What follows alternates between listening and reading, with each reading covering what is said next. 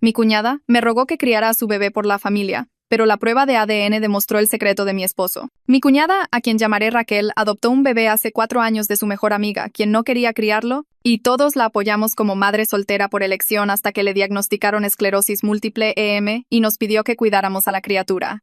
Yo acepté pensando que estaba ayudando a la familia. Ella había hablado durante años de su deseo de ser madre. Cuando su amiga Elena, cambiando el nombre de Amber a uno más común en México, se embarazó y dijo que no podía con un bebé, Raquel actuó de inmediato. Esto es cosa del destino, dijo en la cena familiar donde anunció la adopción. Todos celebramos. Mi esposo Emilio, cambiando el nombre de Ethan a uno más familiar en México, compró una cuna para el departamento de Raquel. Sus padres organizaron una fiesta de bienvenida para el bebé. Yo ayudé a pintar el cuarto de amarillo porque Raquel no quiso saber el género hasta que llegara. Todos estaban tan felices de que Raquel por fin se convertiría en la mamá que siempre había querido ser. El bebé era perfecto, sano, feliz. De hecho, se parecía un poco a Raquel, lo que todos decían que era el destino. A veces los bebés adoptados se parecen a sus padres de verdad, comentó mi suegra. Raquel fue una madre increíble, paciente, amorosa, nunca se quejó de las noches sin dormir ni de los pañales interminables. Llevaba al bebé a cada reunión familiar y todos nos turnábamos para cargarlo, jugar con él, verlo crecer. Emilio fue un tío devoto. Siempre se ofrecía a cuidarlo. Compraba demasiados juguetes. Le enseñaba a tirar una pelota antes de que pudiera caminar bien. «Vas a ser un papá excelente algún día», le decía a Raquel. Y él me miraba y sonreía. Llevábamos 1 año intentando tener un hijo, sin suerte. Hace 2 años y medio, Raquel comenzó a tirar cosas, a olvidar palabras, a tropezar en terreno plano. El diagnóstico llegó rápido y duro. Esclerosis múltiple, una forma agresiva. El médico dijo que le quedaban quizás 5 años buenos si tenía suerte. Nos pidió que cuidáramos a la criatura ese mismo día. «Ya no puedo hacer esto sola», lloró en mi cocina. «Y si algo me pasa, necesitan estabilidad. Tú y Emilio son los únicos en quienes confío». ¿Cómo podríamos decir que no? Teníamos el espacio, el tiempo, el amor para dar. Seguíamos sin tener hijos propios, a pesar de los tratamientos de fertilidad. Acoger al hijo de Raquel se sintió como si el universo nos diera una oportunidad de ser padres. Los mudamos la semana siguiente. Preparamos el viejo cuarto de invitados como cuarto infantil y lo inscribimos en el kinder cerca de nuestra casa. Raquel visitaba todos los días al principio, luego cada pocos días a medida que se debilitaba, y luego semanalmente cuando la silla de ruedas se hizo permanente, pero nunca faltó a un cuento a la hora de dormir por videollamada.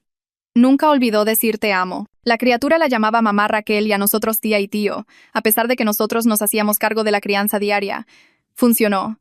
Éramos una extraña pequeña familia, pero éramos felices. Emilio nunca actuó diferente con la criatura. Nunca se sintió culpable, raro o demasiado apegado. Era exactamente lo que esperarías. Un buen tío ayudando a su hermana y amando a su sobrino o sobrina como haría cualquier familia. No tenía ninguna razón para sospechar nada. Ninguna. El mes pasado Raquel me pidió que fuera a verla sola. Dijo que necesitaba discutir algo importante sobre el futuro de la criatura. Pensé que tal vez quería hacer oficial la adopción, transferir la tutela legal. En cambio, estaba llorando antes de que me sentara. «Tengo que contarte algo», dijo. «Les he estado mintiendo a todos y no puedo morir con este secreto». «¿Qué secreto?» «El bebé no es adoptado». «No del todo. Elena no solo me dio a su bebé, me dio el bebé de Emilio». Me reí. De hecho, me reí porque era tan absurdo. «Eso es imposible». Elena y Emilio solían tener encuentros casuales en la universidad, después de la universidad, siempre que ambos estaban solteros. Era su dinámica. Sin ataduras, solo sexo cuando lo necesitaban. Se me revolvió el estómago. Eso fue antes de mí. Lo fue. Excepto por una vez. El fin de semana antes de tu boda. Tu despedida de soltera fue en Las Vegas. Se suponía que la suya era de campamento, pero regresaron antes. Elena estaba en la ciudad. Se emborracharon. Sucedió. No. 9 meses después, ella tuvo un bebé, el bebé de Emilio. Ella no lo quería, no quería que él lo supiera, no quería arruinar su matrimonio. Así que vino a mí y me preguntó si yo tomaría al bebé, diría que era una adopción regular. Yo conseguiría al hijo que quería. Tú conseguirías el matrimonio que merecías. El bebé tendría una familia, todos ganarían. Todos ganarían. He estado criando al bebé de la aventura de mi esposo durante 2 años. Has estado criando a mi hijo. Eso es todo lo que cualquiera necesitaba saber. Pero no es tu hijo. Es el de él. La biología no importa. Sí importa cuando se basa en la traición. Él me engañó. Una vez. Una sola vez. Justo antes de la boda, cuando estaba asustado, borracho y fue estúpido. Tú lo sabías. Todo este tiempo lo supiste y me dejaste jugar a la casita con su hijo secreto. Te estaba protegiendo, y ahora te lo digo porque la verdad saldrá a la luz tarde o temprano. La criatura se parece cada día más a Emilio. La gente empezará a hacer preguntas. El historial médico importará. Quería que lo escucharas de mí primero. Volví a casa y confronté a Emilio de inmediato. Lo negó todo. Juró que Raquel estaba confundida. Tal vez la EM estaba afectando su forma de pensar.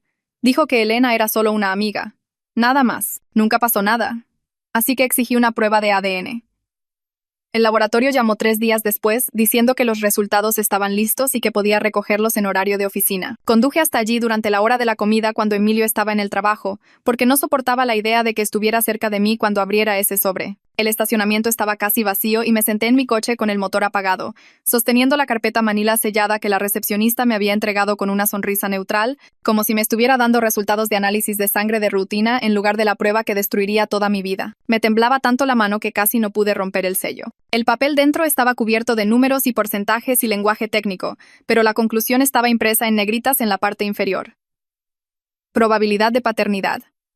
99.9%. Emilio era el padre biológico. Raquel me había dicho la verdad. Mi esposo me había engañado el fin de semana antes de nuestra boda y yo había pasado 2 años criando a su hijo de una aventura sin saberlo. Me senté allí mirando esos números hasta que se emborronaron y sentí el pecho tan apretado que pensé que me desmayaría. No podía ir a casa. No podía enfrentar nuestra casa, nuestra cama.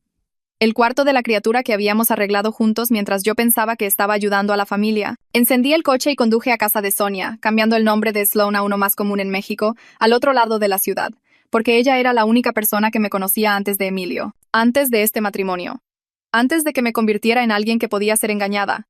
Tan completamente. Sonia abrió la puerta de su casa y me miró a la cara antes de jalarme adentro sin hacer preguntas.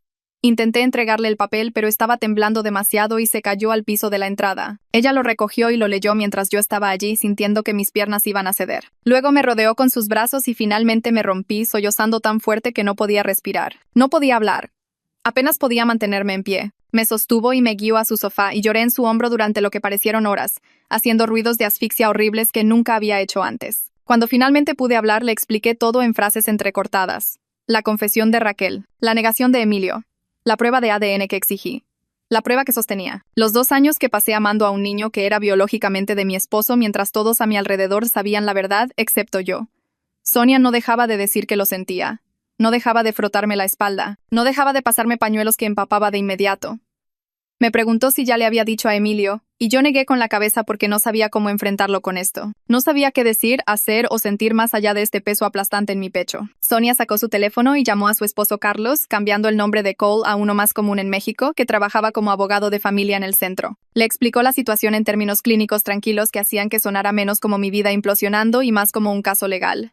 Que supongo que lo era ahora. Carlos dijo que volvería a casa temprano y apareció 40 minutos después con su portafolio, y esa expresión amable y cautelosa que me hizo querer llorar de nuevo. Se sentó frente a mí y me pidió que le explicara toda la situación desde el principio, tomando notas en un bloc legal mientras yo hablaba. Luego me explicó la realidad legal en términos que apenas podía procesar.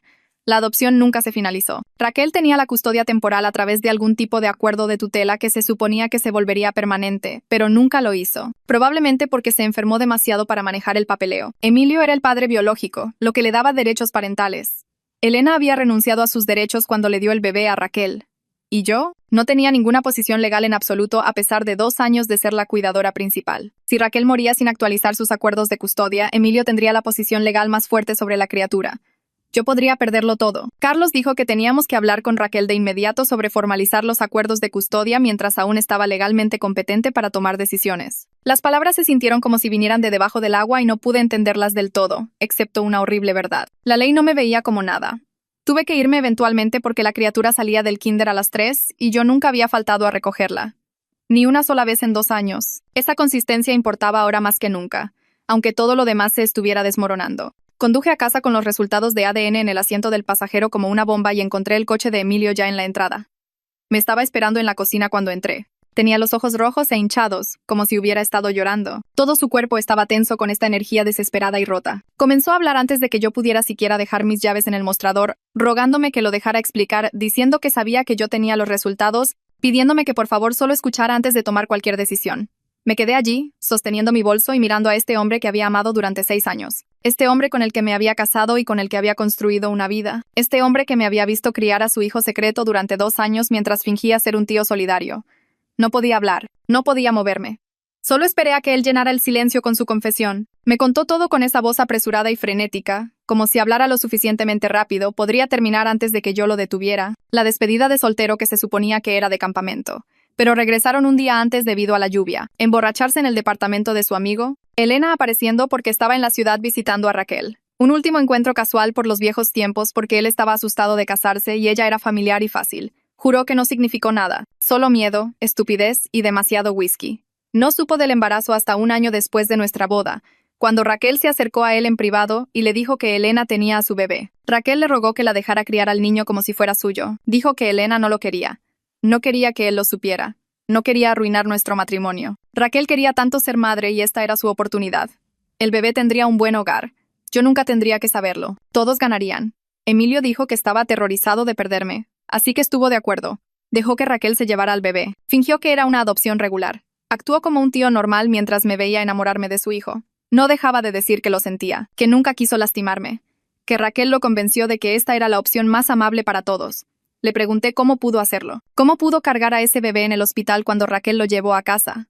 ¿Cómo pudo verme pintar el cuarto, comprar ropa pequeña y enamorarme por completo? ¿Cómo pudo dejarme criar a su hijo o hija durante 2 años mientras fingía que solo estábamos ayudando a la familia? ¿Cómo pudo mentirme a la cara todos los días mientras yo cambiaba pañales, lidiaba con fiebres nocturnas y le enseñaba a su hijo a leer? Mi voz se mantuvo inquietantemente tranquila mientras hacía estas preguntas, y eso pareció asustarlo más que si hubiera estado gritando. Dijo que Raquel lo convenció de que era mejor así, que yo pude ser madre después de todas nuestras luchas de fertilidad, que la criatura tuvo una familia estable y amorosa, que nuestro matrimonio se mantuvo intacto. Dijo que pensó que me estaba protegiendo del dolor al guardar el secreto, que me amaba y no quería perderme por un error estúpido, que había estado viviendo con la culpa todos los días, pero se convenció de que la felicidad de la criatura importaba más que la verdad.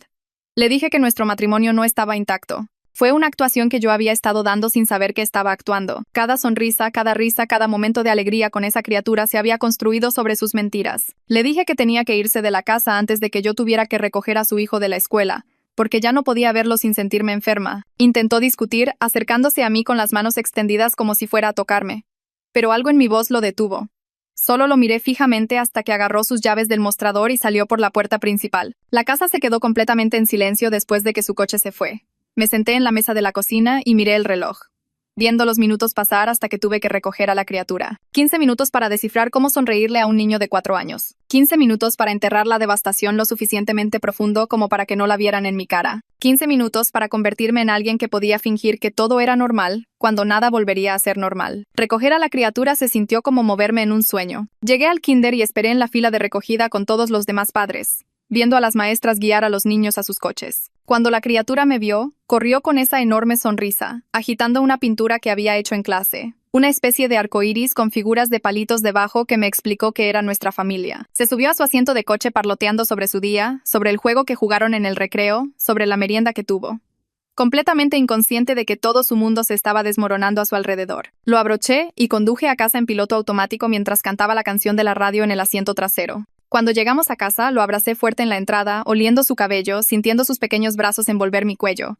La horrible claridad me golpeó de golpe. Amaba a esta criatura por completo. Independientemente de la biología, independientemente de la traición, independientemente de cómo llegó a mi vida, era mío en todos los sentidos que importaban. Y eso hacía que todo fuera mucho peor porque podría perderlo. A la ley no le importaba que yo fuera quien le besó las rodillas raspadas. Le leyó cuentos a la hora de dormir y le enseñó a atarse los zapatos. La biología triunfaba sobre el amor, y el ADN de Emilio le daba derechos que yo no tenía. Esa noche, después de que la criatura se durmió, conduje al departamento de Elena al otro lado de la ciudad. Ella había estado escondiéndose de esta conversación durante 4 años, y yo merecía respuestas de la mujer que dio a luz y se fue. Solo la había conocido un puñado de veces en reuniones familiares donde ella interpretaba el papel de la amiga solidaria de Raquel que había tomado una decisión difícil. Siempre se iba temprano, siempre evitaba cargar a la criatura, siempre tenía esa mirada culpable en sus ojos que yo había confundido con tristeza por renunciar a un bebé. Ahora sabía que era vergüenza. Llamé a la puerta de su departamento y abrió luciendo absolutamente aterrorizada, como si hubiera estado esperando esta visita y temiéndola. No esperé una invitación, simplemente pasé junto a ella hacia la pequeña sala y me giré para enfrentarla. Comenzó a disculparse antes de que yo pudiera decir algo, las palabras saliendo atropelladamente en esta prisa de pánico, pero la corté. No estaba allí por disculpas. Estaba allí por la verdad sobre lo que pasó hace 4 años y por qué pensó que darle el bebé de Emilio a su hermana era una solución aceptable. Elena se sentó en su sofá y lloró mientras explicaba. Ella nunca quiso hijos, nunca sintió ningún instinto maternal. El embarazo fue una pesadilla que no pudo interrumpir porque su familia era muy religiosa y la habrían repudiado. Estaba desesperada y aterrorizada. Y cuando le dijo a Raquel que Emilio era el padre, Raquel vio una oportunidad. Raquel había estado tratando de adoptar a través de agencias durante años sin éxito. Esta era su oportunidad de ser madre. Prometió manejar todo, guardar el secreto, darle al bebé una buena vida. Elena firmó documentos renunciando a todos los derechos parentales, se fue creyendo que la criatura estaría mejor sin ella. Dijo que se convenció de que era la elección correcta, que Raquel sería una mejor madre de lo que ella podría ser, que Emilio y yo le daríamos a la criatura un hogar estable eventualmente cuando Raquel se enfermara demasiado, que todos serían más felices si ella simplemente desaparecía. Dijo que la culpa la carcomía todos los días, pero que era demasiado cobarde para decir la verdad, demasiado asustada de lo que le haría a Raquel, a Emilio, a mí, a la criatura. Así que se quedó callada y observó desde la distancia mientras las mentiras se convertían en algo que podía destruir a todos. Le pregunté cómo pudo verme en cada fiesta de cumpleaños, cada cena familiar, cada rutina a la hora de dormir durante 2 años y nunca sentir el peso de lo que estaba ocultando. Elena miró al suelo y dijo que se sentía culpable todos los días, pero se convenció de que la felicidad de la criatura importaba más que el derecho de cualquiera a la verdad. Dijo que se dijo a sí misma que era un sacrificio, que estaba protegiendo a todos. Pero sentada allí en su departamento conmigo mirándola, finalmente admitió que era solo cobardía disfrazada de algo noble. No podía enfrentar lo que decir la verdad destruiría, así que eligió el silencio y lo llamó amor. Me fui sin decir nada más porque no quedaba nada que escuchar de ella. Carlos me llamó por teléfono a las 7 de la mañana siguiente mientras yo estaba preparando el desayuno de la criatura. Su voz era cautelosa y legal, el tono que probablemente usaba con clientes que estaban a punto de escuchar malas noticias. Dijo que teníamos que hablar sobre la realidad legal de mi situación porque era peor de lo que yo entendía. Raquel era la tutora legal a través de documentos de custodia temporal que se suponía que se convertirían en adopción permanente, pero nunca lo hicieron. Emilio era el padre biológico con prueba de ADN ahora. Elena había renunciado a todos sus derechos parentales hace 4 años. Y yo, la persona que había sido la madre de esta criatura en todos los sentidos que contaban durante 2 años, no tenía ninguna posición legal en absoluto. 0. Si Raquel moría sin actualizar sus acuerdos de custodia, Emilio tendría la posición más fuerte sobre la criatura. Podría perderlo por completo, y la ley lo vería como un padre reclamando a su hijo biológico, no como arrancarle un hijo a su madre. Carlos dijo la palabra lentamente como si supiera que cada una me estaba golpeando en el pecho. Dijo que teníamos que hablar con Raquel de inmediato, hoy si era posible, sobre formalizar los acuerdos de custodia mientras aún estaba mentalmente competente para tomar decisiones legales, lo que significaba que tenía que volver a ese departamento y confrontar a una mujer moribunda sobre cómo arreglar el desastre que sus mentiras crearon. El pánico me golpeó tan fuerte que tuve que sentarme en el piso de la cocina. La criatura preguntó si estaba bien, y dije que sí, a pesar de que sentía que me estaba ahogando en el aire. Había sido la madre de esta criatura durante 2 años. Yo fui quien le enseñó a ir al baño y le enseñó sus colores y los sostuvo cuando tuvo pesadillas. Conocía sus comidas favoritas y su rutina para evitar el miedo a la oscuridad y exactamente cómo cortar su sándwich para que se lo comiera. Pero nada de eso le importaba a la ley. La biología triunfaba sobre el amor, y el ADN de Emilio le daba derechos que yo nunca tendría. La criatura podía ser apartada de mí y legalmente se consideraría reunir a un padre con su hijo. Llamé a Carlos y le dije que teníamos que ver a Raquel hoy, ahora mismo, porque no podía pasar otro minuto sabiendo que podría perder a mi hijo por papeleo y secretos. Dijo que me encontraría en el departamento de Raquel en 2 horas con los documentos que necesitábamos. Dejé a la criatura en casa de Sonia y conduje al departamento de Raquel esa tarde con las manos temblando en el volante. La enfermera de cuidados paliativos me dejó entrar y encontré a Raquel más débil de lo que nunca la había visto. Estaba temblando en su silla de ruedas junto a la ventana, con las manos curvadas en su regazo como garras, su rostro gris y delgado. Comenzó a llorar en el momento en que me vio, diciendo que lo sentía una y otra vez con esa voz rota que apenas funcionaba. Le dije que lo siento no arreglaba lo que me había hecho. A la criatura, a todos los que creyeron sus mentiras durante 4 años. Lo siento no me devolvía la elección que debería haber tenido. Lo siento no deshacía 2 años de vivir dentro de un engaño que ni siquiera sabía que existía. Siguió llorando y yo me quedé allí, viéndola desmoronarse porque estaba demasiado enojada para consolarla y demasiado triste para irme. Raquel intentó explicar a través de sus lágrimas y su voz fallida. Dijo que estaba desesperada por ser madre antes de que su EM le quitara todo, que cuando Elena le contó sobre el embarazo y quién era el padre, se sintió como si el destino le diera una última oportunidad. Se convenció de que guardar el secreto de la paternidad protegía a todos. La criatura tendría una familia. Yo nunca tendría que saber de la traición de Emilio. Emilio no tendría que enfrentar lo que había hecho, y ella podría ser la madre que siempre había querido ser. Dijo que le dijo la verdad a Emilio 1 año después de nuestra boda porque necesitaba su historial médico para los registros de la criatura y tenía miedo de que algo genético pudiera importar algún día. Emilio acordó guardar el secreto porque tenía miedo de perderme si me enteraba de lo que pasó el fin de semana antes de nuestra boda. Raquel dijo que ambos se convencieron de que era la opción más amable para todos, especialmente para mí. De hecho, dijo eso, que mentirme durante años era bondad. Le dije que la verdad me habría dolido menos que esta traición. quizás podría haber perdonado una confesión. Podría haber superado el saber que Emilio me engañó y tomar una decisión sobre nuestro matrimonio con toda la información. Pero nunca perdonaría años de verme enamorarme de un niño mientras ocultaba de quién era realmente el niño. Nunca perdonaría que me dejara creer que estaba ayudando a la familia cuando en realidad estaba criando al bebé de la aventura de mi esposo. Nunca perdonaría las reuniones familiares donde todos interpretaban sus papeles en una mentira que yo no sabía que estaba viviendo. Raquel dijo que lo sabía, que había pensado en decírmelo miles de veces, especialmente después de que acogí a la criatura y me convertí en su cuidadora principal. Pero era egoísta y estaba asustada y se convenció de que lo que yo no sabía no podía lastimarme. Dijo que se equivocó en todo y ahora estaba muriendo con el conocimiento de que había destruido a las personas que más amaba. Raquel tuvo una crisis médica justo enfrente de mí mientras hablábamos. Sus manos se contrajeron por completo, curvándose en puños que no podía abrir. Su respiración se volvió rápida y superficial, como si no pudiera obtener suficiente aire. La enfermera de cuidados paliativos se apresuró y revisó sus signos vitales y dijo que teníamos que llamar a una ambulancia ahora mismo. Vi a la enfermera hacer la llamada mientras Raquel luchaba por respirar y supe que debía irme. Dejar que el personal médico se encargara de esto e ir a recoger a mi hijo de casa de Sonia. Pero no podía dejarla sola. A pesar de todo lo que había hecho, a pesar de las mentiras y la traición y los años de engaño, no podía verla sufrir sola. Así que viajé en la ambulancia con ella al hospital, sosteniendo su mano torcida mientras jadeaba por aire. En la sala de emergencias, mientras los médicos trabajaban en ella, me agarró la mano con la poca fuerza que le quedaba, y me rogó que prometiera que cuidaría a la criatura después de que ella se fuera. Dijo por favor una y otra vez hasta que le dieron oxígeno y ya no pudo hablar. No pude prometerle nada en ese momento. Estaba demasiado enojada, demasiado herida y demasiado asustada por lo que vendría después. Pero sentada en la sala de espera del hospital mientras la estabilizaban, me di cuenta de que Raquel se estaba muriendo y la criatura iba a perder a la única madre que había conocido legalmente. Raquel había sido mamá Raquel durante 4 años. La criatura la amaba, a pesar de que yo había estado haciendo la crianza diaria durante 2 años. Cuando Raquel muriera, esa protección legal moriría con ella a menos que lo arregláramos. Carlos apareció en el hospital 1 hora después con un maletín lleno de documentos. Dijo que este era el momento de tener las conversaciones difíciles sobre la custodia mientras Raquel todavía estaba lúcida y antes de que su condición empeorara. Dijo que teníamos que actuar rápido porque la EM podía afectar su capacidad mental y necesitábamos que firmara documentos mientras aún pudiera tomar decisiones legales. Me sentí enferma por el momento, por tener conversaciones legales con una mujer moribunda, pero me sentí más enferma por la posibilidad de perder a mi hijo. Al día siguiente, Raquel estaba lo suficientemente estable para visitas y conversaciones difíciles. Carlos, Emilio y yo nos reunimos en su habitación del hospital con Raquel, recostada en la cama luciendo pequeña y exhausta. Carlos explicó las opciones legales con su voz tranquila de abogado. Raquel podía cedernos la tutela a Emilio y a mí conjuntamente, lo que nos daría derechos de custodia iguales, independientemente de nuestro estado civil. Mantendría la estructura familiar que la criatura conocía y protegería mi papel como su madre. Raquel aceptó de inmediato. Dijo que sí incluso antes de que Carlos terminara de explicar, como si hubiera estado esperando permiso para arreglar lo que había roto, pero le dije que no sabía si podía seguir casada con Emilio. No podía prometer criar a esta criatura con un hombre que me había mentido durante años. Raquel comenzó a llorar de nuevo, y Carlos dijo que la tutela no requería que permaneciéramos casados,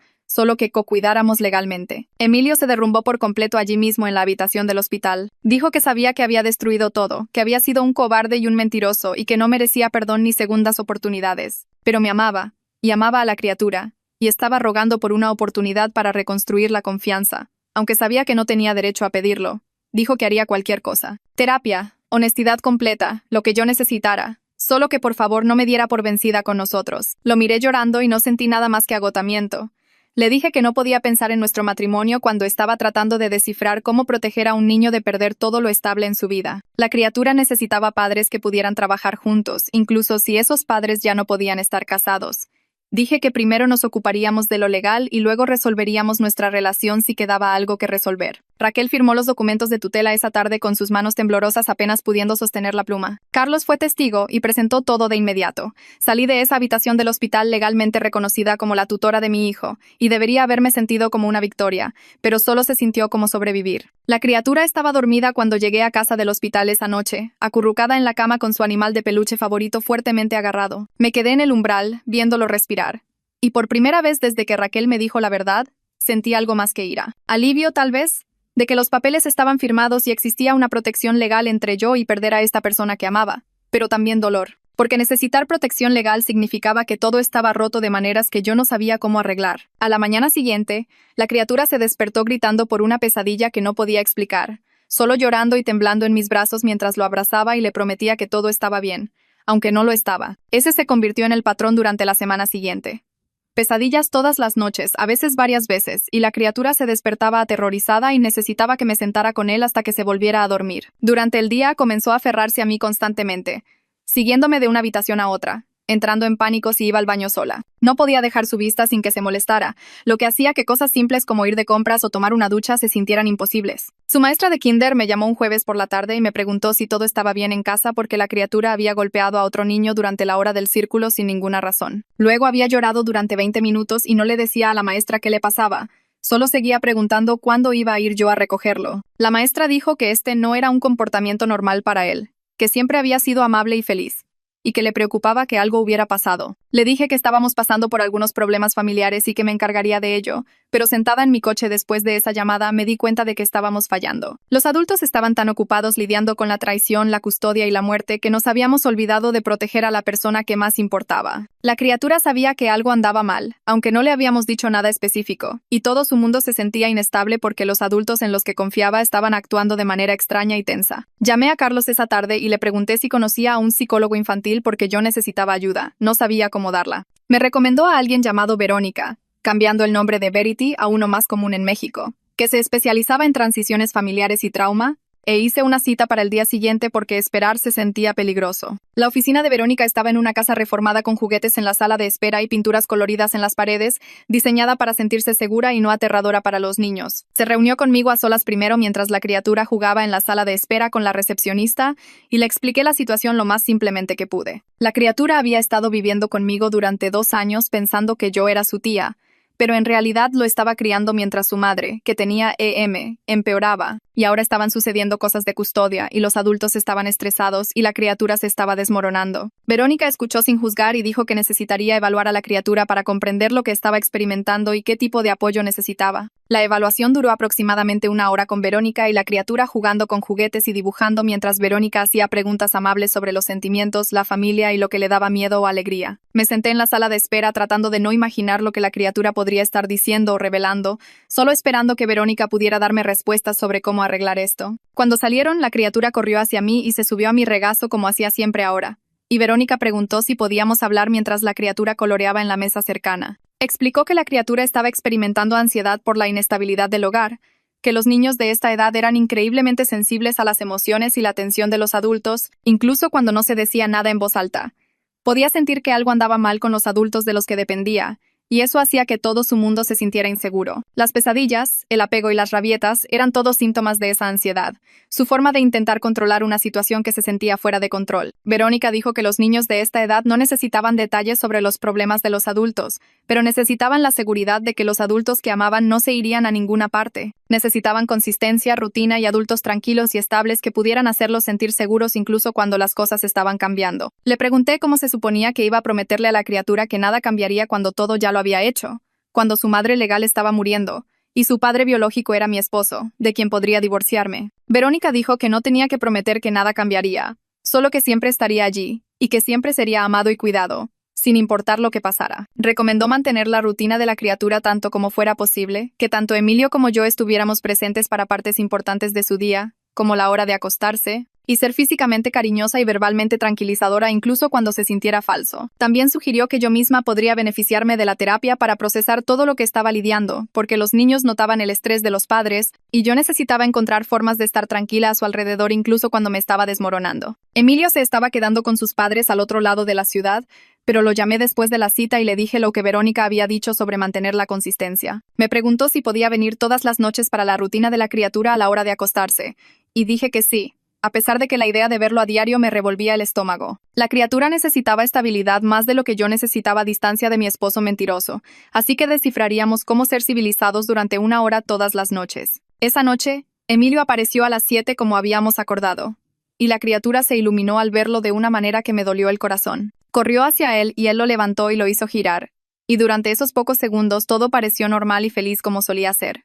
Hicimos la hora del baño, el pijama y el cuento juntos, turnándonos para leer páginas, arroparlo y besar a la criatura para darle las buenas noches. Todo el tiempo ambos estábamos interpretando la normalidad, sonriendo y riendo y actuando como si todo estuviera bien y fue la cosa más difícil que había hecho. Estar en la misma habitación con Emilio, viéndolo ser amable y cariñoso con la criatura, recordando que me había mentido todos los días durante años mientras yo me enamoraba de su hijo. En el momento en que la criatura se durmió, Emilio se fue sin que habláramos más allá de la coordinación básica sobre la rutina. Sin despedidas, sin charlas triviales, solo él saliendo por la puerta y yo parada en la cocina sola sintiendo que había estado conteniendo la respiración durante 1 hora. Eso se convirtió en nuestra nueva normalidad durante las siguientes 2 semanas.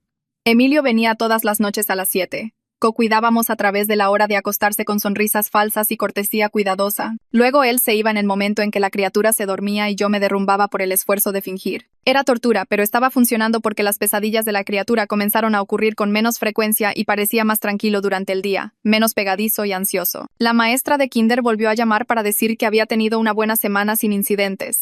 Y sentí que tal vez lo estábamos protegiendo de lo peor del caos adulto. Incluso si me estaba matando, le conté a Sonia sobre el acuerdo de cocrianza hostil mientras tomábamos café una tarde mientras la criatura estaba en el kinder, y me preguntó cómo estaba lidiando con estar cerca de Emilio todos los días. Dije que no sabía cómo separar mi rabia hacia él de mi necesidad de darle estabilidad a la criatura, que cada vez que lo miraba quería gritar, pero también lo necesitaba para que apareciera y fuera una buena figura paterna porque la criatura lo amaba. Sonia dijo que tal vez no tenía que descifrar eso todavía, que tal vez estaba bien poner mi matrimonio en una caja y mi papel como madre de la criatura en otra caja, y solo abrir la caja del matrimonio cuando estuviera lista. Sugirió que me concentrara en ser la madre de la criatura primero y la esposa de Emilio después. Y eso me dio permiso para dejar de intentar procesar todo a la vez. Podría estar enojada con mi esposo más tarde, pero ahora mismo necesitaba ser una madre estable, y esos eran 2 trabajos separados que podía hacer uno a la vez. 2 semanas después de que llegaron los resultados de ADN, conduje a casa de mis padres porque necesitaba su apoyo y merecían saber por qué su yerno podría no estar en las cenas familiares por más tiempo. Había estado evitando decírselo porque decirlo en voz alta a mis padres se sentía como hacerlo más real, pero no podía seguir ocultando algo tan grande. Estaban en la cocina preparando la cena cuando llegué,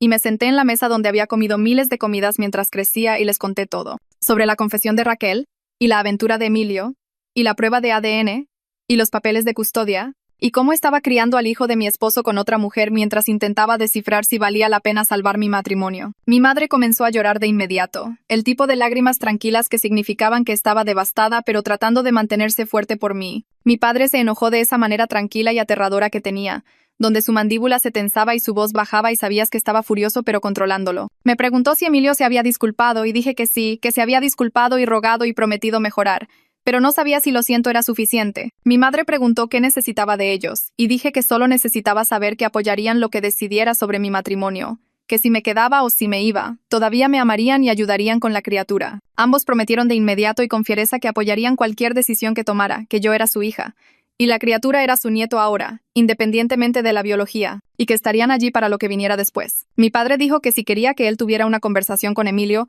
lo haría, en ese tono que implicaba que la conversación no sería gentil. Le dije que no, que Emilio y yo teníamos que resolver esto nosotros mismos, pero saber que mis padres estaban de mi lado me hizo sentir menos sola en el desastre. Mientras tanto, Emilio finalmente confesó todo a sus padres y recibí una llamada telefónica de Ana, cambiando el nombre de Ava a uno más común en México, llorando y disculpándose por su hijo y rogándome que no le quitara a su nieto. Dijo que estaba horrorizada por lo que Emilio había hecho, que lo había criado mejor que eso, pero que la criatura seguía siendo su nieto y lo amaba mucho, y que por favor no lo cortara de la familia. Le dije que yo no era quien creó este desastre, y no estaba tratando de quitarle el nieto a nadie, pero que ella necesitaba entender que yo era la madre de la criatura ahora, y que yo tomaría las decisiones sobre lo que era mejor para él. Su ruego me enfureció porque me estaba tratando como la villana cuando Emilio era quien había engañado y mentido durante años. Dije que podíamos hablar sobre las visitas y la participación familiar más tarde, pero que ahora mismo necesitaba espacio para resolver mi vida, y colgué antes de que pudiera llorarme más. Al día siguiente, Carla, cambiando el nombre de Kylie a uno más común en México, su otra cuñada, apareció en mi puerta sin avisar, y cuando abrí, me abrazó antes de decir nada. Me dijo que había escuchado todo de sus padres, y que pensaba que su hermano era un cobarde egoísta que no me merecía. Dijo que siempre le había caído mejor yo que Emilio de todos modos,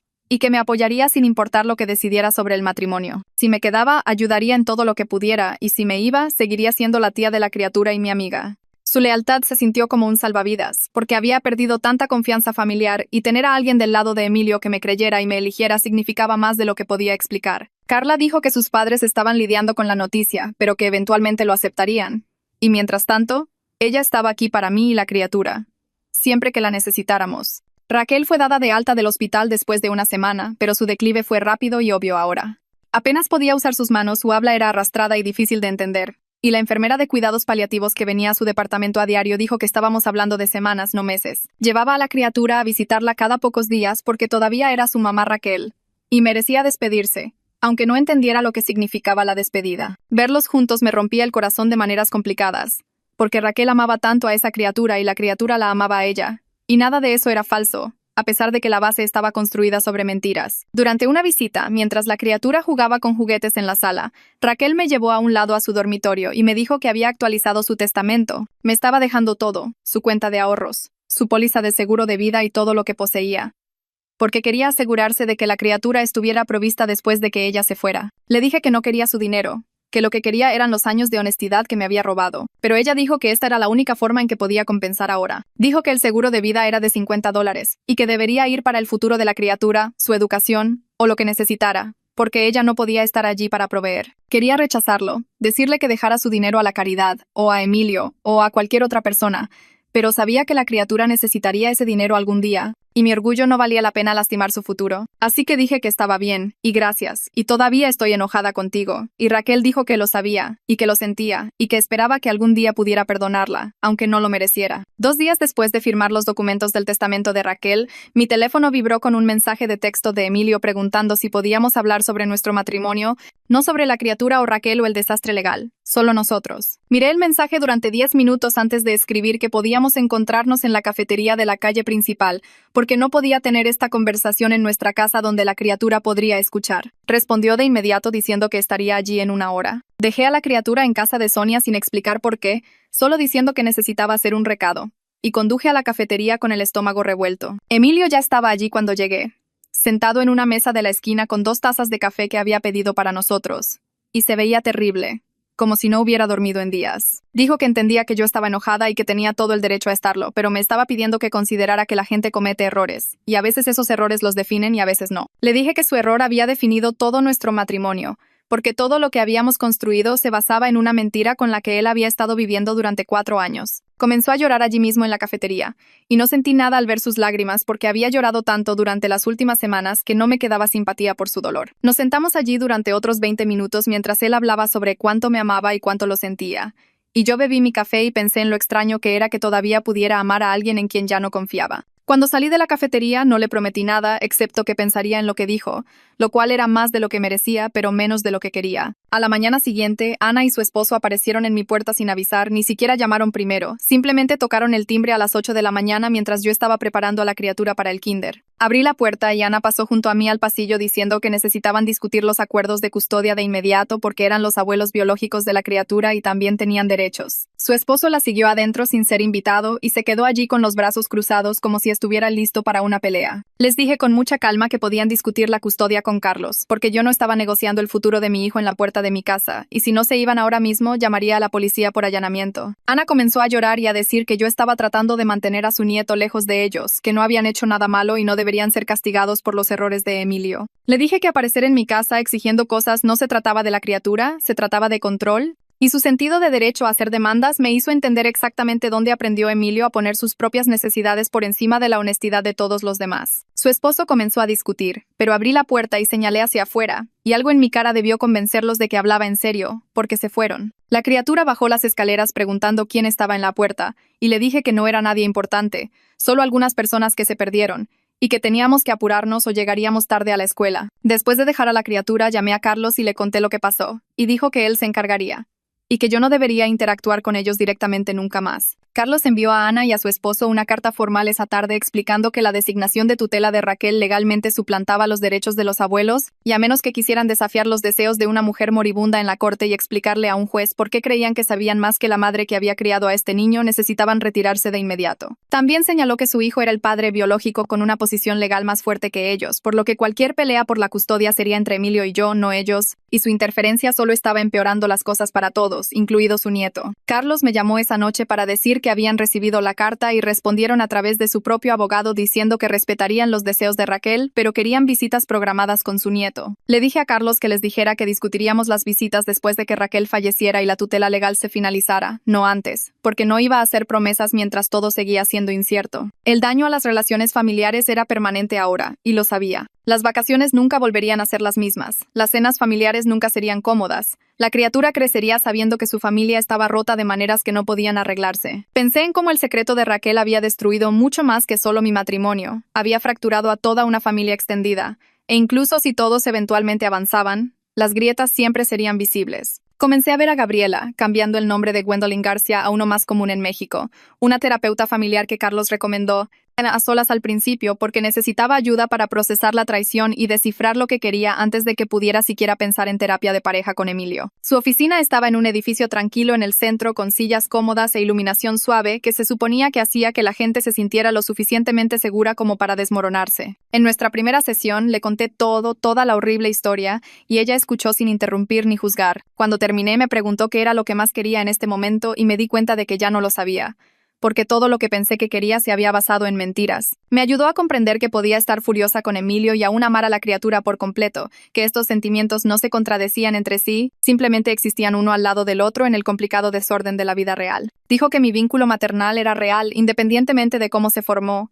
que 2 años de cuidado diario y amor incondicional importaban más que la biología o los documentos legales. Lloré en su oficina por primera vez desde la revelación, porque alguien finalmente entendió que no estaba confundida acerca de amar a la criatura, estaba confundida acerca de todo lo demás. Me dio tarea, asignaciones reales como escribir lo que necesitaba de Emilio incluso para considerar permanecer casada y lo que necesitaba para mí, independientemente de si el matrimonio sobrevivía. Salí de su oficina sintiendo que tal vez podría resolver esto, como si tener a alguien que me ayudara a desenredar el desorden haría posible ver un camino a seguir. 3 semanas después de la revelación estaba en el supermercado comprando leche y cereal cuando de repente me sentí mareada y con náuseas en medio del pasillo de lácteos. Apenas llegué al baño antes de vomitar, inclinada sobre el inodoro en el baño público mientras otros compradores entraban y salían. Cuando finalmente dejé de sentirme enferma, me lavé la cara y me miré en el espejo tratando de descifrar qué me pasaba. Luego me di cuenta de que mi periodo estaba atrasado, muy atrasado, como 2 semanas atrasado, y se me revolvió el estómago porque sabía lo que eso significaba. Volví a la tienda con piernas temblorosas y encontré la sección de farmacia. Agarré una prueba de embarazo sin pensarlo realmente y pagué por ella junto con mis compras como si estuviera en piloto automático. No podía esperar a llegar a casa.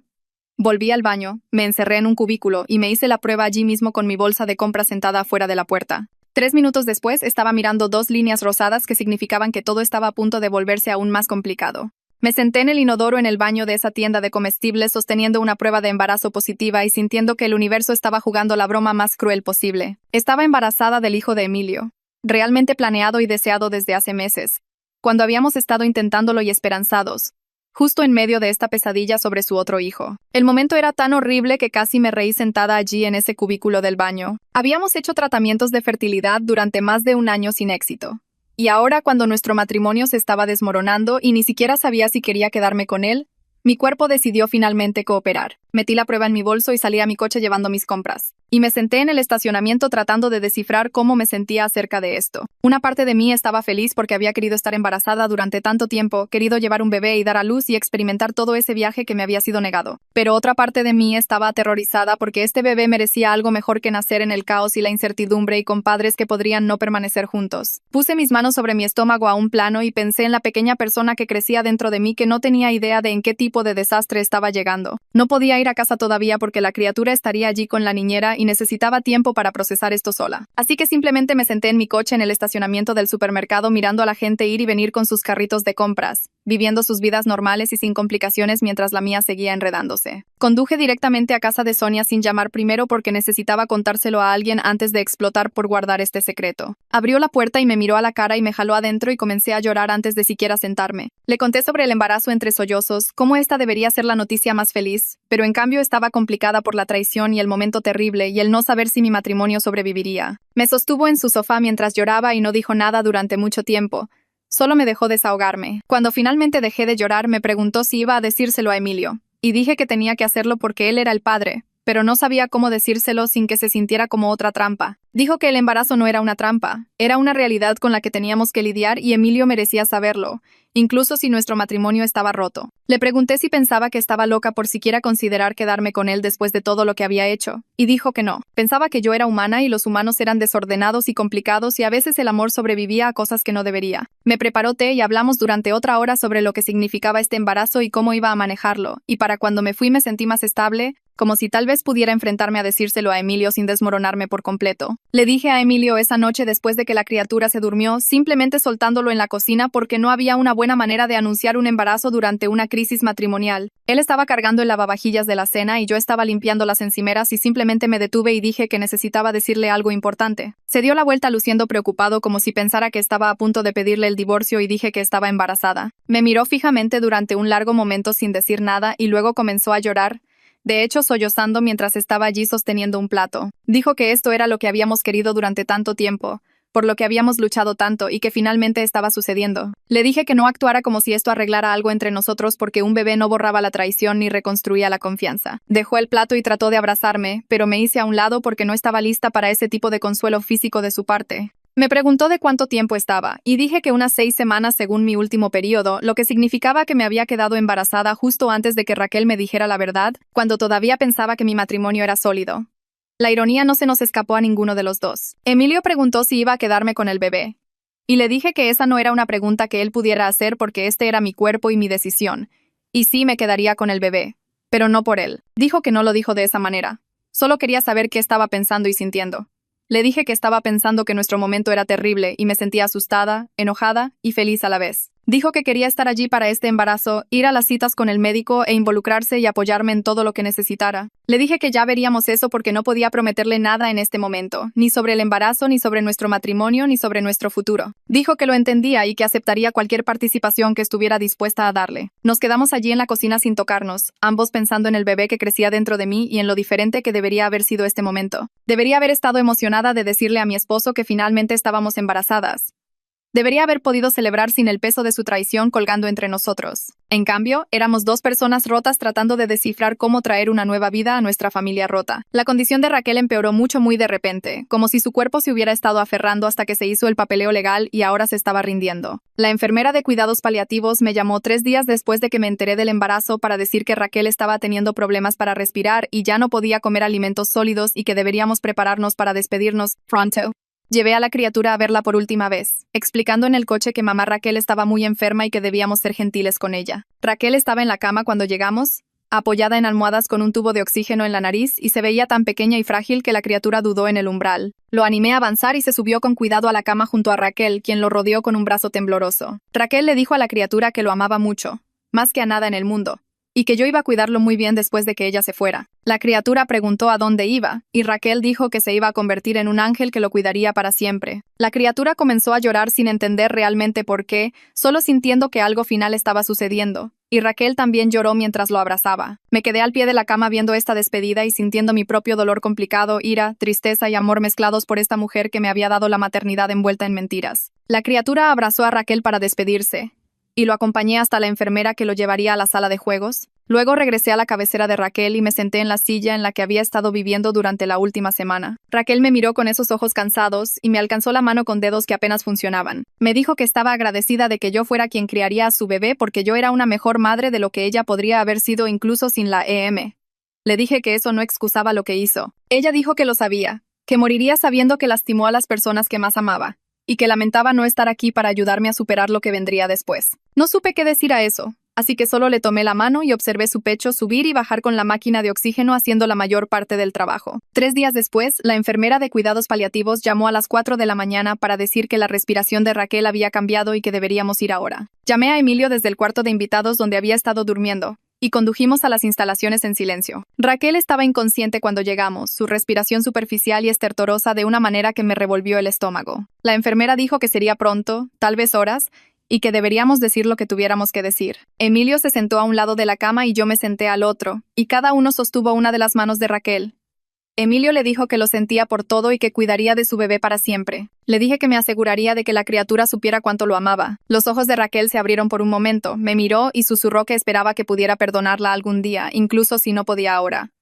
Luego su respiración se hizo más lenta y más lenta, y luego se detuvo. La enfermera revisó el pulso y negó con la cabeza y anotó la hora. Me quedé allí sosteniendo la mano aún tibia de Raquel y pensando en cómo me había dado la maternidad envuelta en mentiras, y nunca sabría si debería agradecerle u odiarla por ello. Tuve que decírselo a la criatura esa misma mañana porque seguía preguntando cuándo volveríamos a visitar a mamá Raquel. Lo senté en el sofá y le expliqué que el cuerpo de mamá Raquel dejó de funcionar y que no iba a volver. La criatura pareció confundida al principio y luego comenzó a llorar y a preguntar si yo también me iba a ir. Lo abracé y le prometí que no iría a ninguna parte, que yo era su mamá ahora y para siempre, y lo dije con cada parte de mi corazón. Lloró durante 1 hora mientras lo abrazaba y lo mecía, y trataba de no llorar yo misma porque necesitaba ser fuerte para él. Esa noche se metió en mi cama y durmió acurrucado contra mí. Y me quedé despierta pensando en cómo este niño había perdido a la única madre que había conocido legalmente y ni siquiera entendía lo que significaba la muerte. El funeral de Raquel fue 5 días después en una pequeña capilla cerca de su departamento. La mitad de la familia ya sabía la verdad, y la otra mitad podía sentir que algo andaba mal por la forma en que la gente no se hablaba. Me senté entre Sonia y Carla con la criatura en mi regazo, y Emilio se sentó con sus padres al otro lado del pasillo. La distancia física entre nosotros se sentía como un mapa de todo lo roto. El servicio fue corto porque Raquel no quería nada lujoso. La criatura preguntó por qué todos estaban tristes, y le dije que nos estábamos despidiendo de mamá Raquel por última vez. No entendió, pero se quedó quieto en mi regazo y jugó con mi collar mientras el ministro hablaba sobre la fuerza y el amor de Raquel. Después del servicio, todos se reunieron en el salón de la capilla para tomar café y sándwiches tristes. Ana se acercó a mí mientras le estaba sirviendo una galleta a la criatura y me dijo que lamentaba cómo había manejado las cosas. Dijo que estaba asustada de perder a su nieto y que reaccionó mal. Le dije que no había perdido a nadie, que no estaba tratando de cortar a la familia de la criatura, pero que necesitaba respetar que yo era la madre ahora y las decisiones pasaban por mí. Ella asintió y dijo que entendía, y preguntó si todavía podía ver a la criatura a veces. Dije que sí porque la criatura amaba a sus abuelos, y no les quitaría eso solo porque los adultos habían complicado todo. 2 días después del funeral me reuní con Carlos en su oficina para presentar el papeleo para la transferencia de tutela. Tenía formularios extendidos sobre su escritorio y explicó cada uno mientras yo firmaba mi nombre una y otra vez. Dijo que debería considerar adoptar a la criatura formalmente para fortalecer mi posición legal, ahora que Raquel se había ido. Pregunté cuánto tiempo llevaría eso, y dijo que 6 meses como mínimo, tal vez más. Con estudios de hogar y verificaciones de antecedentes y audiencias judiciales, le dije que comenzara el proceso de inmediato porque necesitaba que la ley reconociera lo que mi corazón ya sabía. Este era mi hijo. La biología no importaba. La traición de Emilio no importaba. Lo que importaba eran 2 años de crianza diaria y un amor que no tenía nada que ver con el ADN. Una semana después de la muerte de Raquel, acepté reunirme con Emilio y Gabriela para una sesión de mediación sobre nuestro matrimonio. Nos sentamos en su oficina con una caja de pañuelos entre nosotros, y ella preguntó qué queríamos cada uno. Emilio dijo que quería volver a casa y trabajar en nuestra relación. Dije que necesitaba más tiempo para descifrar si alguna vez podría volver a confiar en él. Gabriela preguntó cómo se vería la confianza para mí, y dije que aún no lo sabía. Que cada vez que lo miraba veía 4 años de mentiras. Emilio comenzó a llorar y dijo que haría cualquier cosa para arreglar esto. Le dije que no estaba segura de que algo pudiera arreglarlo, pero que estaba dispuesta a intentar terapia si él hablaba en serio acerca de cambiar. Durante esa misma sesión, Gabriela preguntó sobre el embarazo y cómo eso influía en nuestra toma de decisiones. Le dije que el embarazo no cambiaba nada sobre su traición, que no permanecería casada solo para darle al bebé un hogar con 2 padres si el matrimonio estaba roto. Emilio dijo que lo entendía, pero que me estaba pidiendo que probara la terapia de pareja, que le diera una oportunidad de demostrar que podía ser el esposo que yo merecía. Lo miré al otro lado de esa oficina y vi al hombre con el que me había casado y al hombre que me había mentido durante 4 años, y no sabía cuál era real. Pero acepté la terapia de pareja porque todavía lo amaba, aunque no me cayera bien en este momento. Y tal vez eso era suficiente para empezar. Comenzamos a ver a Gabriela juntos 2 veces por semana, y las sesiones fueron brutales. Emilio tuvo que aceptar cuánto daño causaron sus mentiras, mientras que yo tuve que admitir que todavía lo amaba, a pesar de todo. Nos hizo hacer ejercicios en los que teníamos que decir lo que necesitábamos el uno del otro sin culpar ni atacar. Emilio necesitaba que yo creyera que él podía cambiar. Yo necesitaba que él entendiera que la confianza tardaba años en construirse y segundos en destruirse. Ella nos enseñó herramientas de comunicación sobre el uso de declaraciones en primera persona y tomar descansos cuando las conversaciones se ponían demasiado acaloradas. Nos ayudó a separar nuestros problemas matrimoniales de nuestras responsabilidades de cocrianza, para que aún pudiéramos trabajar juntos por la criatura, incluso cuando estábamos enojados el uno con el otro. Fue un trabajo duro, y algunos días salí de su oficina sintiéndome peor que cuando llegué, pero lentamente comenzamos a hablar el uno con el otro como personas de nuevo en lugar de enemigos. 2 meses después de la muerte de Raquel, yo estaba de 12 semanas de embarazo y comenzando a mostrar. Estaba haciendo el desayuno cuando la criatura entró en la cocina y me miró la barriga, y preguntó si había un bebé allí. Le dije que sí, que iba a ser un hermano mayor. Se emocionó tanto que comenzó a saltar y a preguntar cuándo vendría el bebé, y si sería un niño o una niña.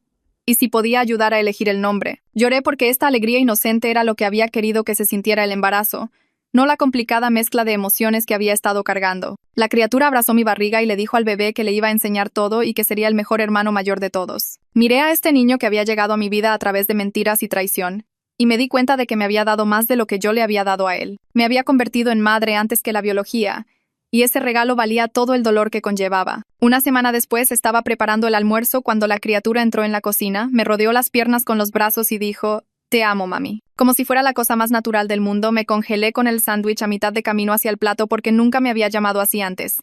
Siempre tía. Aunque yo había estado haciendo todas las cosas de mamá durante 2 años, Emilio estaba sentado en la mesa de la cocina y levantó la vista y nuestros ojos se encontraron. Y me sonrió con esa expresión triste y esperanzada que me dolió el pecho.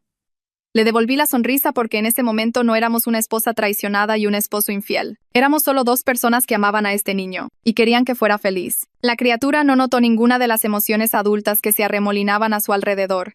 Solo apretó mis piernas con más fuerza y preguntó qué había para almorzar. Le dije que sándwich de queso a la parrilla y vitoreó y corrió a lavarse las manos. Y me quedé allí con lágrimas corriendo por mi cara mientras Emilio se levantaba y me entregaba un pañuelo sin decir nada. 2 días después, Emilio preguntó si podía acompañarme a mi próxima cita de ultrasonido y dije que sí, porque a pesar de todo, este también era su bebé. Y no quería castigar al niño que llevaba por los errores de su padre. La cita era a las 10 de un jueves. Y Emilio me encontró en el estacionamiento y caminamos juntos sin tocarnos. La sala de espera estaba llena de mujeres embarazadas con sus parejas y me sentí rara sentada junto a Emilio como si fuéramos una pareja normal cuando en realidad ya no éramos nada. La técnica de ultrasonido llamó mi nombre y fuimos a la sala de examen, y me acosté en la mesa y me subí la camisa. El gel estaba frío y la técnica movió la varita alrededor de mi barriga y de repente allí estaba el bebé en la pantalla, moviéndose y pateando y tan real. Emilio hizo un sonido ahogado y me alcanzó la mano y lo dejé sostenerla porque en ese momento lo quería allí. La técnica encontró el latido del corazón y llenó la habitación, constante y fuerte, y Emilio comenzó a llorar en silencio con su mano fuertemente agarrada a la mía. Yo también estaba llorando porque este bebé era nuestro, hecho a propósito, querido y planeado, y se sintió como la primera cosa buena en meses. La cita duró 20 minutos y después nos sentamos en mi coche en el estacionamiento y Emilio me agradeció por dejarlo estar allí. Le dije que lo estaba haciendo por el bebé, no por él. Y dijo que lo sabía, pero que estaba agradecido de todos modos. 3 meses después de la muerte de Raquel, le dije a Emilio que podía volver a la casa, pero al cuarto de invitados porque no estaba lista para compartir una cama con él todavía. Apareció al día siguiente con 2 maletas y una expresión esperanzada y le mostré el cuarto de invitados al final del pasillo de nuestro antiguo dormitorio. La criatura estaba encantada de tenerlo de vuelta, saltando y abrazando sus piernas y parloteando sobre cómo todos podrían desayunar juntos. Emilio instaló sus cosas en el cuarto de invitados mientras yo preparaba la cena y se sintió extraño tenerlo en la casa de nuevo después de meses de que se había ido. Esa primera semana fue incómoda y cautelosa. Ambos moviéndonos alrededor del otro como si pudiéramos romper algo si nos acercábamos demasiado. Pero también fue más fácil porque la criatura estaba más feliz con los 2 allí, y co-cuidar en el mismo espacio significaba menos entregas y horarios agotadores. Emilio hacía la rutina a la hora de acostarse todas las noches y preparaba el desayuno todas las mañanas y dividimos las otras tareas sin discutirlo mucho. Todavía no estábamos hablando realmente de nosotros, solo de la criatura y la casa y cosas prácticas, pero era mejor que el silencio hostil de antes. En terapia la semana siguiente, Gabriela preguntó cómo estaba funcionando el nuevo acuerdo de vivienda y dije que estaba bien, extraño pero bien. Preguntó si había pensado en lo que quería a largo plazo y dije que todavía estaba descifrándolo. Emilio dijo que esperaría todo el tiempo que necesitara, que sabía que tenía que ganarse mi confianza de nuevo y eso tomaría tiempo. Lo miré al otro lado de la sala de terapia y me di cuenta de que había tomado una decisión sin admitirlo completamente ante mí misma. Le dije a Gabriela y Emilio que estaba eligiendo mantener mi matrimonio pero en términos completamente nuevos, transparencia completa sobre todo, terapia continua durante el tiempo que la necesitáramos y comprensión de que la confianza tardaría años en reconstruirse. Emilio aceptó de inmediato todo y me dijo que pasaría el resto de su vida demostrando que tomé la decisión correcta. Le dije que no estaba haciendo esto por él. Lo estaba haciendo porque todavía lo amaba a pesar de todo y porque nuestros hijos merecían padres que lo intentaran. Gabriela dijo que esa era una base saludable para empezar y pasamos el resto de la sesión hablando sobre cómo se veía la transparencia en la práctica. 4 meses después de la muerte de Raquel, Carlos llamó para decir que la audiencia de adopción estaba programada y que tenía que estar en la corte a las 9 del martes siguiente. Me tomé el día libre del trabajo y me vestí con cuidado con un vestido azul marino que ocultaba mi creciente barriga y conduje al centro hasta el edificio de la corte de familia. Emilio me encontró allí y pasamos por seguridad juntos y encontramos la sala del tribunal correcta. La jueza era una mujer de unos 50 años que me sonrió amablemente y me pidió que explicara por qué estaba solicitando la adopción. Le dije que había sido la cuidadora principal de la criatura durante 2 años. Que Raquel había querido que yo lo criara, que lo amaba por completo y quería hacerlo legal y permanente. La jueza le preguntó a Emilio si consentía la adopción y dijo que sí sin dudarlo. Preguntó si había otras partes con derechos parentales y Carlos explicó que Elena había terminado sus derechos hace años y Raquel había fallecido. La jueza revisó el papeleo durante lo que pareció una eternidad y luego firmó el decreto de adopción y me felicitó. Salir de la corte con ese papel en mis manos se sintió como el primer terreno sólido en el que había estado desde que comenzó esta pesadilla. La criatura era oficialmente, legalmente, permanentemente mía, y nadie podía quitármela. Emilio me abrazó en el estacionamiento y lo dejé porque este era un buen día y quería compartirlo. A las 20 semanas tuve otro ultrasonido para verificar el crecimiento del bebé y averiguar el género si queríamos. Emilio vino conmigo de nuevo y esta vez nos tomamos de la mano en la sala de espera sin que se sintiera tan extraño. La técnica hizo todas las mediciones y luego preguntó si queríamos saber qué estábamos esperando. Dije que sí y Emilio me apretó la mano con fuerza. La técnica sonrió y dijo: «Felicidades, van a tener una niña». Emilio comenzó a llorar de nuevo y sentí esta oleada de alegría porque iba a tener una hija y la criatura iba a tener una hermana y tal vez realmente podríamos ser una familia. Esa noche le dijimos a la criatura que iba a tener una hermana pequeña y se emocionó tanto que comenzó a saltar en el sofá y a hacer 1.000.000 de preguntas. Durante las siguientes semanas, la criatura me ayudó a armar el cuarto, eligiendo cortinas rosadas y un móvil con estrellas y un elefante de peluche para la cuna. Lo veía hablando con mi barriga y contándole al bebé todas las cosas que le enseñaría y me hizo creer que realmente podíamos reconstruir algo bueno de todo este dolor. En terapia una tarde finalmente le dije a Emilio lo que más me había dolido. Dije que la aventura fue mala, pero los años de mentira mientras me veía amar a su hijo, eso fue lo que me destruyó. Se sentó allí llorando y dijo que era un cobarde que tomó el camino fácil y destruyó todo lo bueno en su vida. Dijo que nunca se perdonaría a sí mismo, incluso si yo finalmente lo hacía. Y esa vulnerabilidad abrió algo en mí. Extendí la mano a través del espacio entre nuestras sillas y tomé su mano y le dije que estaba tratando de perdonarlo, pero que era difícil y lento y algunos días todavía quería gritarle. Dijo que lo entendía y que aceptaría lo que yo pudiera darle. Gabriela dijo que estábamos logrando un progreso real y que la honestidad era la base sobre la que necesitábamos reconstruir. 5 meses después de la revelación me estaba preparando para acostarme cuando Emilio apareció en el umbral del dormitorio principal. Preguntó si podía dormir allí esta noche. No como algo permanente, sino solo esta noche porque me extrañaba. Lo miré allí parado, nervioso y esperanzado, y dije que estaba bien. Nos metimos en la cama en lados opuestos y nos acostamos allí en la oscuridad, sin tocarnos, y fue incómodo y emotivo y no perfecto. Pero fue un comienzo. Emilio se acercó y me rodeó con el brazo con cuidado como si pudiera romperme y lo dejé porque estaba cansada de estar enojada todo el tiempo y quería creer que la gente podía cambiar. No tuvimos sexo.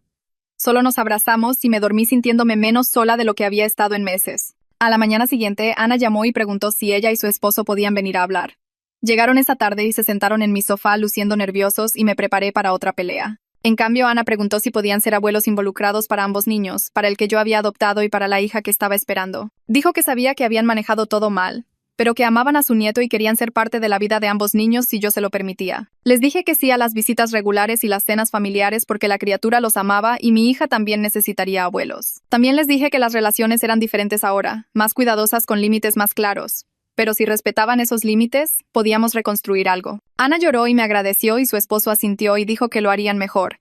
No fue perfecto y todavía había tensión bajo la superficie, pero se estaba reconstruyendo y eso fue suficiente por ahora. Cuando la criatura comenzó el preescolar, su maestra me llamó para una reunión después de la primera semana. Dijo que la criatura le había dicho a la clase durante la hora del círculo que tenía 2 mamás, una que murió y una que estaba aquí ahora. La maestra quería asegurarse de que entendía la situación familiar correctamente para poder apoyar a la criatura de manera apropiada. Le expliqué lo de Raquel y la adopción y la maestra asintió y dijo que la criatura parecía haber integrado todo de una manera realmente saludable. Conduciendo a casa me di cuenta de que la criatura había encontrado una manera de honrar tanto a Raquel como a mí, de mantener espacio para la madre que le dio la vida y la madre que lo estaba criando. Sabía que era amado por Raquel y era amado por mí y ese era un regalo que podía darle a pesar de que el engaño de Raquel todavía dolía. A los 7 meses de embarazo mi cuerpo se sentía enorme e incómodo, pero Emilio comenzó a planear algo que me sorprendió. Preguntó si podíamos hacer una ceremonia de renovación de votos en nuestro patio trasero solo con la familia inmediata.